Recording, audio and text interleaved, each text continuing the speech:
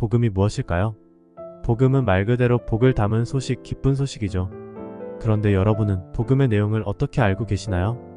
예수님 믿고 구원받아 천국에 가는 것이 완전한 복음이라고 생각하시나요? 정말 이것이 과연 하나님께서 계획하신 완전한 복음일까요? 오늘은 완전한 복음에 대해서 이야기하려고 합니다. 사탄이 가장 두려워하는 것은 하나님의 심판입니다. 그래서 그는 2000년 전에 십자가에서 심판자이신 하나님을 죽였습니다. 그러나 그는 그분의 죽음 속에 감추인 구원의 경륜을 미처 몰랐습니다. 부활의 복음이죠. 사탄은 부활의 신비를 미처 몰랐습니다. 3일 후에 예수님께서는 사망과 죽음을 깨뜨리시고 부활하셨습니다. 예수님의 부활에는 두 가지 의미가 있습니다. 하나는 영혼의 부활입니다. 성령의 거듭남으로 우리의 영혼이 구원을 받게 되었습니다. 또 하나는 우리의 육체의 부활을 의미합니다. 예수님은 자신만을 위해 부활하지 않으셨습니다. 언젠가 우리도 주님과 같은 형상으로 육체가 부활하리라는 소망을 주신 것입니다. 육체가 부활하는 성도를 간단히 말해 휴거 성도라고도 하죠. 그런데 사탄은 휴거 성도를 두려워합니다.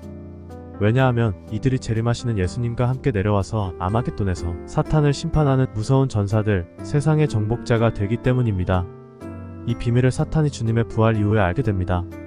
그래서 그는 필사적으로 부활을 막기 시작했습니다. 당시에 예수님의 무덤을 지키던 관리인들이 예수님의 부활을 제사장에게 알렸습니다. 이 소식을 들은 제사장은 그들에게 많은 돈을 주고 제자들이 밤에 예수의 시신을 가져갔다라고 거짓 소문을 내게 하였습니다. 그 후 사탄은 사도들도 핍박하기 시작했습니다. 그들이 부활의 증인이었기 때문입니다. 사도행전 4장 1절 사도들이 백성에게 말하고 있을 때 제사장들과 성전 책임자들과 사두개인들이 그들에게 와서 그들이 백성을 가르치며 죽은 자들로부터의 부활을 예수를 통하여 전파하는데 격분하여서 그들을 체포하여 그 다음 날까지 가두었으니 사도들은 예수님의 부활이 곧 나의 부활임을 믿었습니다. 그분이 곧 다시 오실 줄로 믿었기 때문입니다. 로마서 6장 5절 만일 우리가 그의 죽으심의 모양으로 함께 심겨졌다면 또한 그의 부활하심의 모양과 같이 되리라. 제자들은 가룟 유다의 빈자리를 채우기 위해 마띠아라는 제자를 뽑았습니다. 그 기준은 부활하신 주님을 함께 목격한 증인이어야 했습니다. 사도행전 1장 21, 22절 그러므로 주 예수께서 우리 가운데 출입하신 모든 기간 동안 즉 요한의 침례로부터 시작하여 우리를 떠나 들려 올라가신 날까지 줄곧 우리와 더불어 지냈던 이 사람들 중에서 한 명을 뽑아 우리와 함께 주의 부활의 증인이 되게 해야 하리라. 사도행전 3장 15절 너희가 생명의 통치자를 죽였으나 하나님께서는 그를 죽은 자들로부터 살리셨으니 우리가 이의 증인들이라. 사도행전 4장 33절 그리하여 사도가 큰 능력으로 주 예수의 부활을 증거하니 큰 은혜가 그들 모두에게 있더라. 오늘날의 교회는 사도들처럼 십자가 복음과 부활의 복음을 함께 전하고 있나요?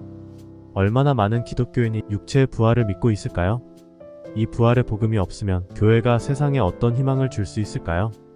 하나님은 나의 영혼뿐만 아니라 병들고 늙고 연약하여 죽음에 매여있던 육체까지 영광의 몸으로 살리시려고 십자가의 사명을 감당하셨습니다. 사랑하는 부모님과 자녀를 잃었을 때 이 부활의 기쁜 소식을 믿었다면 얼마나 큰 위로가 될까요? 저는 17살의 어머니를 잃었습니다. 만일 그때 제가 이 복음을 들었다면 저와 어린 동생이 큰 위로를 받았을 것입니다. 육체의 부활과 주의 재림은 동전의 양면처럼 붙어 있습니다. 그리고 주의 재림은 사탄의 심판을 의미하죠. 사도들이 외친 부활의 복음은 곧 재림의 복음입니다. 궁극적으로는 하나님의 나라의 회복이 복음의 최종 결론입니다. 십자가의 죄사함도 기쁜 소식이지만 주의 재림과 몸의 부활도 기쁜 소식이며 사탄의 심판도 기쁜 소식이요 하나님의 나라 회복도 기쁜 소식입니다.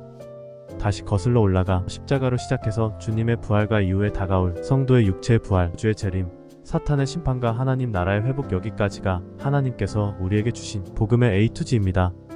이것이 하나님께서 계획하신 완전한 복음입니다. 십자가 복음을 시작으로 다른 복음의 선물을 계속 준비해 두셨죠. 어느 것 하나라도 삭제할 수 없는 구조입니다.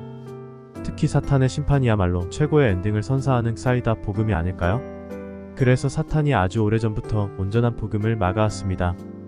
그는 다음의 두 가지를 교회 안에 채워놓았습니다. 먼저 휴거 소동을 일으켜서 심각한 사회적인 부작용을 낳았습니다.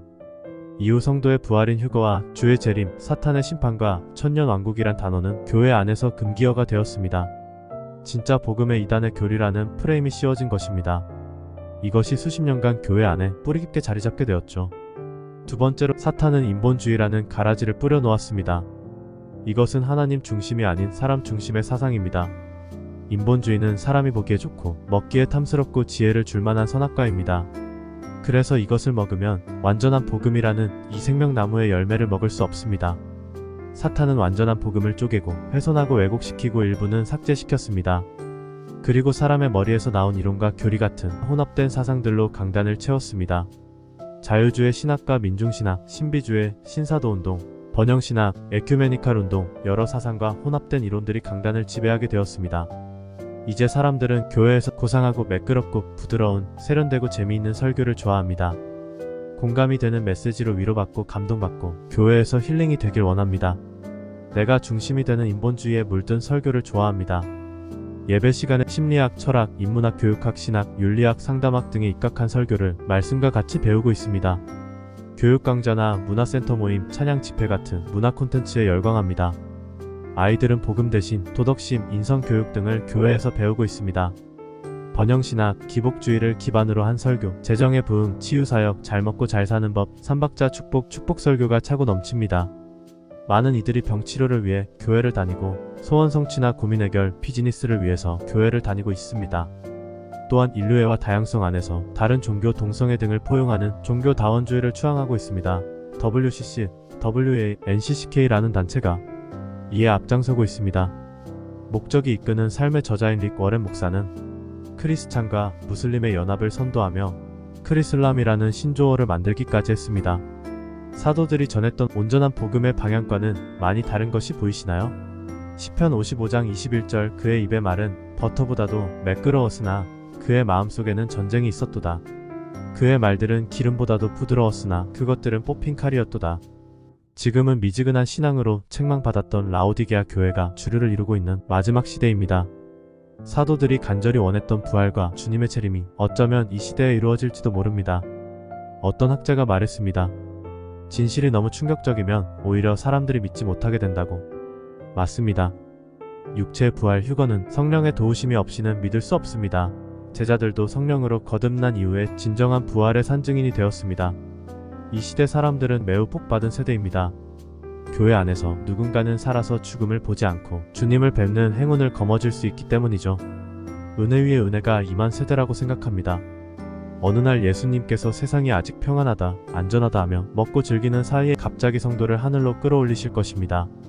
마치 도둑이 매우 비싼 보석만을 취하는 것처럼 말이죠. 우리는 대제사장의 가슴에 왜 12보석을 심어두셨는지 그 사랑을 헤아려 보길 원합니다. 주님은 죽은 성도들을 먼저 부활시켜주시고 후에 살아있는 성도의 육체를 영광스러운 모습으로 변화시키셔서 이들을 환난 전에 먼저 첫 열매로 들려 올라가게 하십니다. 가장 먼저 하나님께 드리는 첫 이삭들이죠. 이들의 위치는 장자들, 신부, 왕의 계급에 속합니다. 예수님의 보좌를 함께 앉을 자들입니다. 사람들이 그토록 흠모하는 영원한 스타들, 셀럽, 로얄 패밀리들이죠. 요한계시록 3장 21절 이기는 자에게는 내가 내 보좌에 나와 함께 앉을 자격을 주리니 이는 내가 이겨서 내 아버지와 함께 그의 보좌에 앉은 것과 같으리라. 당신은 어떤 복음을 전하고 있나요? 십자가 복음만을 외치고 있나요? 몸의 부활은 믿기지 않으니까 제외시키고 재림과 심판은 불편하니까 삭제하고 자신이 믿고 싶은 것만 선택해서 전하고 있지는 않나요? 십자가 복음만을 전부라고 믿는 신앙은 반쪽 신앙입니다. 예수님께서는 유월절에 어린 양으로 돌아가셨습니다. 유월절은 문설주의 어린 양의 피를 뿌림으로 진노가 멈춘 사건입니다. 이스라엘 백성들은 유월절을 시작으로 신앙의 여정을 시작합니다.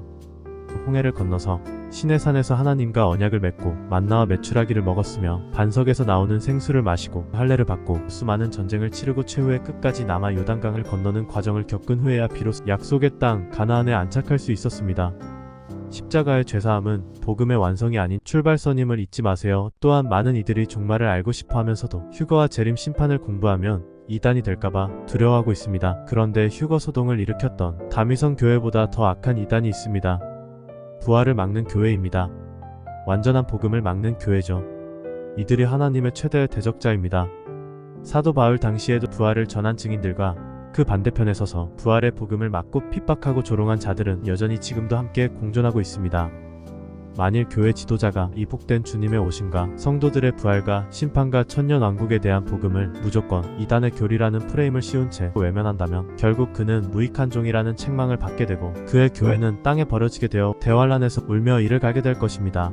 기억하십시오. 육체의 부활을 믿지 않으면 절대로 예수님처럼 하늘로 올라갈 수 없습니다. 절대로 휴거가 될 수 없어요. 그러므로 이제 온전한 구원의 경륜을 알고 하나님께서 준비해 놓으신 온전한 복음을 소유하시고 제자들처럼 부활의 증인이 되시기를 기도합니다. 고린도전서 15장 12절에서 20절. 이제 그리스도께서 죽은 자들로부터 살아나신 것이 전파되었는데도 어찌하여 너희 가운데 어떤 사람들은 죽은 자들의 부활이 없다고 말하느냐? 그러나 죽은 자들의 부활이 없다면 그리스도도 살아나지 못하셨느니라. 만일 그리스도께서 살아나지 못하셨다면 우리가 전파하는 것도 헛것이요 너희 믿음도 헛것이라.